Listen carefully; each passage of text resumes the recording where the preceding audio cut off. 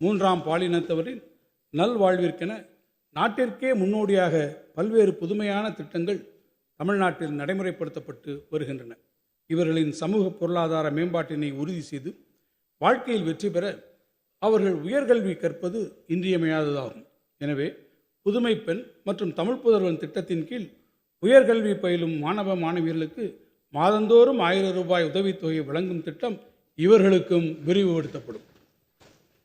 மூன்றாம் பாலினத்தவர்களுக்கு உரிய விழிப்புணர்வினையும் வேலைவாய்ப்புகளில் சம வாய்ப்பையும் வழங்குவதன் மூலமே அவர்களுடைய கண்ணியமான வாழ்வினை உறுதி செய்த முடியும் என்று இந்த அரசு உறுதியாக நம்புகிறது.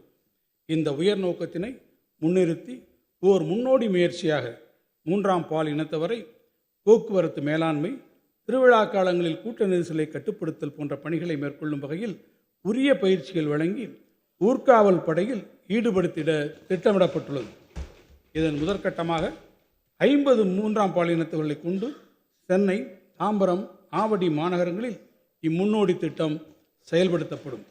இவ்வாறு பணிபுரியும் மூன்றாம் பால் இனத்தவரின் மதிப்பூதியம், பயிற்சி மற்றும் சீருடை போன்றவை ஊர்காவல் படையினருக்கு சமமான வகையில் வழங்கப்படும்.